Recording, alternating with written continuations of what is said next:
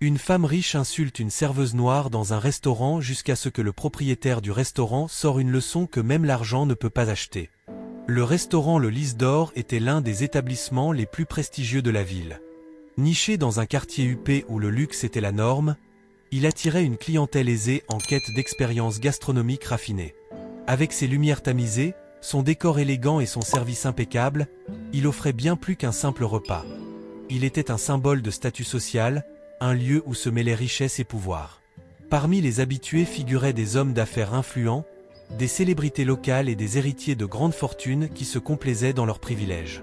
C'était un monde où chaque regard, chaque sourire et chaque parole étaient soigneusement calculés, où la moindre imperfection pouvait être jugée sévèrement. Ce soir-là, une femme attira particulièrement l'attention. Assise à une table près de la baie vitrée, Éléonore de Villemont affichait une posture impeccable, la tête légèrement inclinée en signe d'assurance. Elle portait une robe de créateur d'une élégance sobre, un bracelet Cartier scintillait à son poignet, et son parfum, une fragrance exclusive que peu pouvaient se permettre, flottait dans l'air avec une arrogance subtile. Elle faisait partie de cette élite dont la fortune se transmettait de génération en génération, une femme habituée à être servie avec déférence et à obtenir tout ce qu'elle désirait sans jamais avoir à demander deux fois. La serveuse qui s'approcha de sa table était une jeune femme noire du nom d'Aïssa, une employée du restaurant depuis 3 ans. Malgré son jeune âge, elle faisait preuve d'un professionnalisme irréprochable, sa posture droite et son regard attentif témoignaient de son engagement à offrir le meilleur service possible. Elle connaissait les codes du luxe et savait que dans ce milieu, un faux pas pouvait coûter cher. Pourtant, en voyant le regard froid et condescendant d'Éléonore, elle sentit un frisson d'appréhension.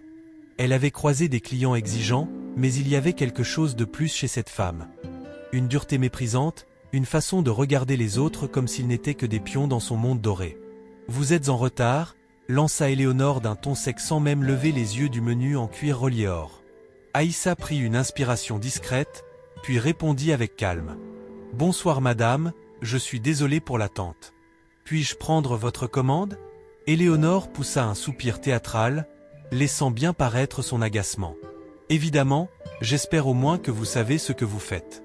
Je déteste les serveurs incompétents. » Aïssa nota la commande avec application, prenant soin de ne rien oublier. Mais à chaque échange, les remarques se faisaient plus acerbes, plus humiliantes. « J'ai demandé une cuisson à point, pas semelle de chaussures. C'est si difficile à comprendre ? Vous êtes sûr d'avoir été formé pour ce travail ? Parce que franchement, ça ne se voit pas.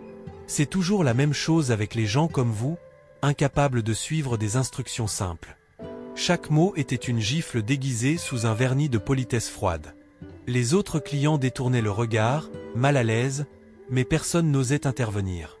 Dans ces cercles, l'argent dictait les règles, et une cliente aussi fortunée qu'Éléonore pouvait se permettre bien des choses sans en subir les conséquences.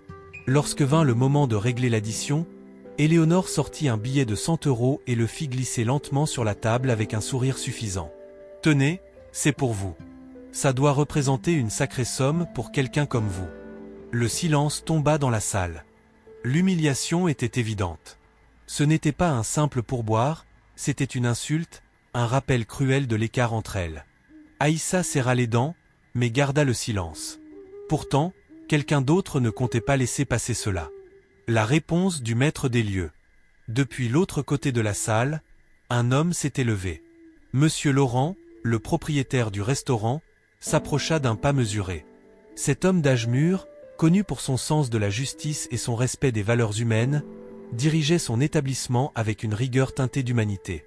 Il ne se préoccupait pas uniquement de la satisfaction de ses clients fortunés, mais aussi du bien-être de son personnel. Son regard se posa sur Éléonore avec une froideur qui contrastait avec la courtoisie habituelle des lieux. « Madame de Villemont, dit-il d'une voix calme mais ferme, je suis au regret de vous informer que nous n'acceptons plus votre présence dans notre établissement. Veuillez quitter les lieux immédiatement. » Un murmure parcourut la salle. Éléonore cligna des yeux, comme si elle n'avait pas bien entendu. « Quoi ? Vous plaisantez, j'espère ? » ?»« Je ne plaisante pas, madame. » L'héritière se redressa, fulminante. « Vous réalisez à qui vous parlez ? J'ai dépensé des milliers d'euros ici, et vous osez me mettre dehors ?» Laurent hocha lentement la tête. « Oui. Et je vais vous expliquer pourquoi. Ici, Votre argent ne vous donne pas le droit d'humilier ceux qui vous servent. Vous pensez que tout s'achète, mais vous oubliez une chose essentielle. Le respect ne se monnaie pas. Le silence devint presque assourdissant. Tous les regards étaient braqués sur eux. Certains clients hochèrent la tête en signe d'approbation. D'autres semblaient fascinés par ce spectacle rare, une personne de pouvoir confrontée à ses actes sans échappatoire. Éléonore, hors d'elle, pointa un doigt accusateur vers Laurent. « Vous allez le regretter. Je connais des gens, des personnes influentes. Je pourrais vous faire fermer ce restaurant en un rien de temps. » Laurent sourit doucement, sans la moindre peur. « Faites donc.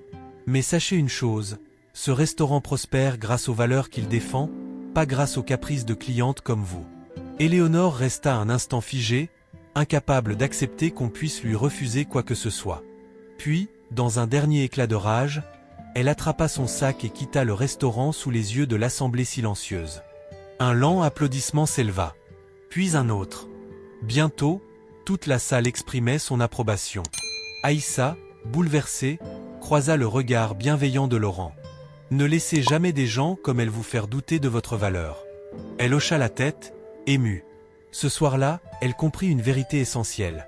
L'argent peut acheter du luxe, du pouvoir, et même du silence, mais il ne pourra jamais acheter la dignité de ceux qui refusent de se laisser écraser. Et cela, c'était une addition qu'Éléonore ne pourrait jamais payer.